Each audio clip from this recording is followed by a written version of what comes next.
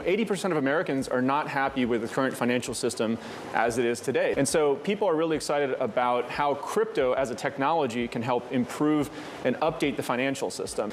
Really what I believe should happen in the United States is that we need a clear rule book so that this industry can be built here. We don't want it to be like 5G or semiconductors that went offshore. It's actually a matter of national security. We get the future of the financial system built here inside the United States. We're never looking for a fight. We want to work collaboratively with regulators all over the world, but we have to follow rule of law, and in this case, I think we're well within the law.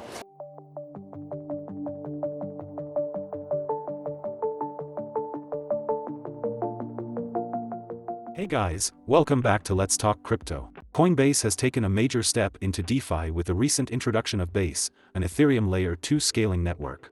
In a recent interview with Bloomberg, Coinbase CEO Brian Armstrong discussed their long-term plans and the need for clear regulations. When it comes to the recent collapse of crypto lenders and exchanges such as Celsius, Blockfi, or FTX, Armstrong states that Coinbase is a net beneficiary of the flight to quality. Regarding the SEC's recent crackdown on crypto, Armstrong claims that their staking product is not a security, and that he is not looking for a fight but rather a collaboration with regulators. He believes that the US needs a clear set of rules for cryptocurrencies in order to remain at the forefront of this industry and become a financial hub. Armstrong stated that traditional financial services are integrating crypto, and that he has observed an increase in hedge funds and financial institutions entering the space, despite recent events. Let's listen to Brian Armstrong as he gives his opinion on the SEC's actions, and how the US can still win the crypto battle. But before we do, please consider subscribing to our channel, as we bring you daily content on the latest crypto news. And now, let's jump right into the video. Well, we're definitely excited about DeFi at Coinbase, and we want to make sure we help build the future of this technology here in America.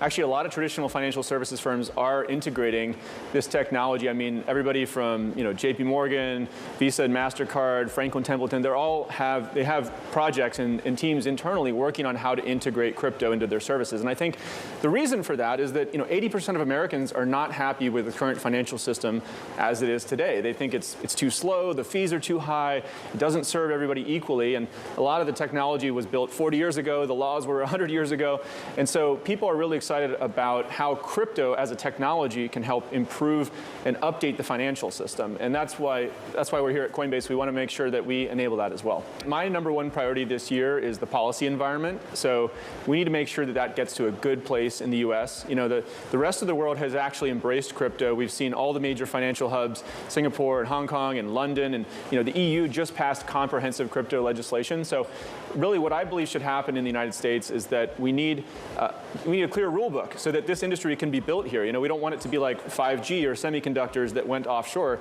It's actually a matter of national security. We get the future of the financial system built here inside the United States. And so I've been spending more time in DC, here in New York, but in DC in particular, we're trying to meet with the relevant folks that could help draft legislation so Congress can come in and pass comprehensive legislation.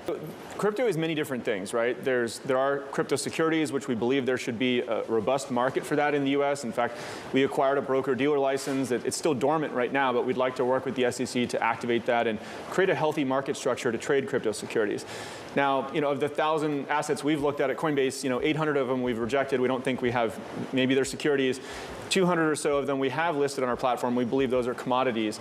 And so we're going to continue to build that piece of our business. We're regulated by the CFTC, for instance, and make sure we grow that piece as well. But crypto is many things. It's commodities, it's securities, it's stable coins, it's artwork, it's decentralized identity systems. And so it's tough for people to wrap their head around, but it's ultimately going to have many different regulators. We're always talking with different firms out there and other exchanges that may want to trade crypto in various ways. And we can act as a brokerage, an exchange, a custodian. We can play different roles in different market structures. And in financial services, you often see a company that may compete on one product, they're actually collaborators on another product. And so we want to make sure that we're helping integrate crypto into all aspects of the financial system so we can update the financial system. In a way, actually, I think Coinbase has been a net beneficiary of this because there's essentially a flight to quality. Coinbase, we're a public company. We have audited financial statements. We're a qualified custodian. I mean, we're basically the choice, based here in the U.S. that hedge funds are going to want to work with. And so in Q4, I mentioned this on our earnings call, actually, that we saw an increase in the number of institutions onboarding to Coinbase.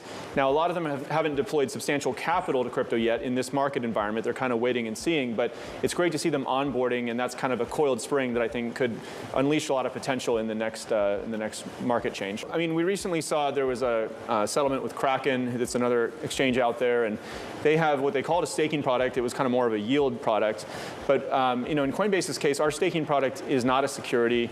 There's many differences. I mean, customers never turn over their assets to Coinbase, for instance. They're always in the customer's possession, and we're really just providing a service that passes through those coins to help them participate in staking, which is a decentralized protocol.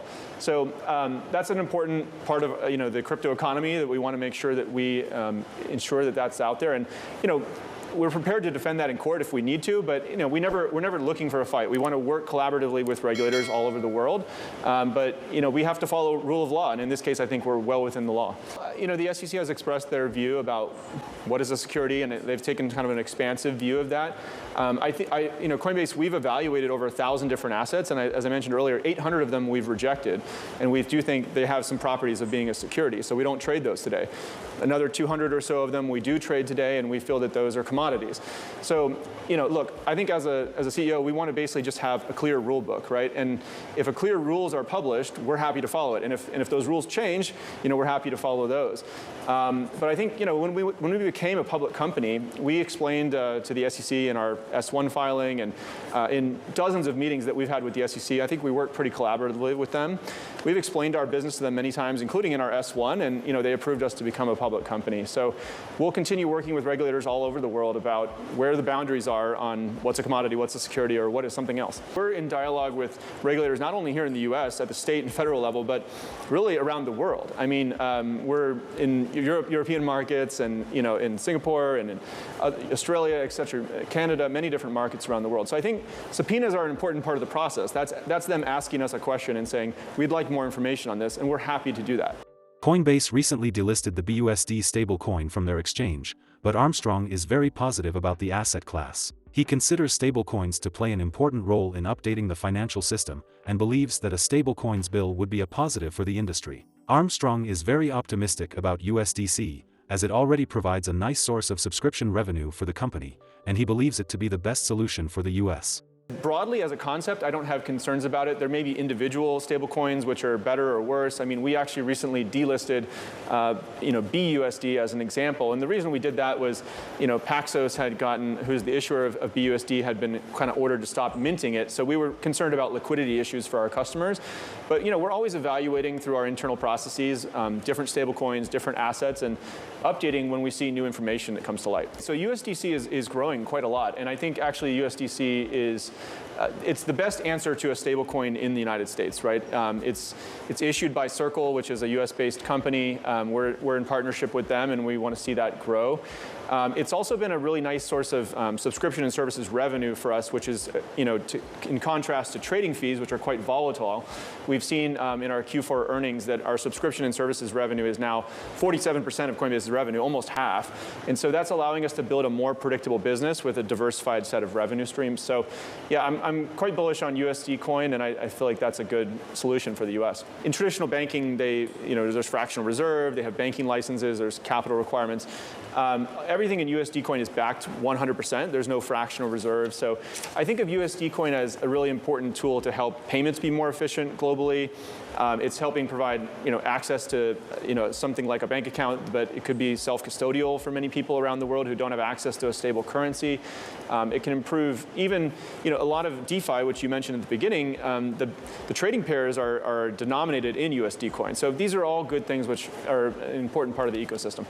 Well, I think Congress ultimately is the one that's going to create the laws in the United States, right? And so we could probably use new legislation, new laws around how stablecoins should be regulated. I don't presume to tell them how to do that, but I think some of the key things are uncontroversial. I mean, we need to have one-to-one backing of assets behind these stablecoins. We need to have audited financial statements to make sure the firms issuing these are doing a good job. So these are just kind of basic good practices, and I think a stablecoin bill is one of the first things that could really help get consensus and move things forward in DC. I think we have a good relationship with the SEC commissioners and staff, and I've met with the chair as well, and so we're going to continue to invest in those relationships. I would like us to find a way to bring crypto. I think this is what they want too. Our interests are aligned. We want to bring this industry within the regulatory perimeter so that we have good consumer protection, but we also preserve the innovation potential of this. And as I said earlier, 80% of Americans want the financial system to be updated, and this is the most important technology I'm aware of that can help do that. Look at what's happening with AI, right? That's an important technology trend where it's becoming a matter of national security, right? That some of these things are built in the US. Or we saw it in the past with 5G or with semiconductors. And so if we have this really powerful technology, cryptocurrency, that has the potential to update the financial system and improve it in so many ways, how can we sit on the sidelines in America and say, oh, okay, well, we're going to let the EU pass comprehensive legislation, and so it'll be built there, and we're going to let the UAE and London and Singapore and Hong Kong. I mean, this is America. We need to be a technology hub. We need to be a financial hub, and the future of this industry needs to be built right here in America. In conclusion, Armstrong believes that cryptocurrency is the most important technology for updating the existing financial system. However, if the US wants to become a financial hub and lead the way in this technology, it needs a clear set of rules. What are your thoughts on Armstrong's views for the future of cryptocurrency in the United States? Let us know in the comments below. If you enjoyed this video, please make sure to give us a like and subscribe. Thank you so much for watching. This is Let's Talk Crypto, and we'll see you in the next video.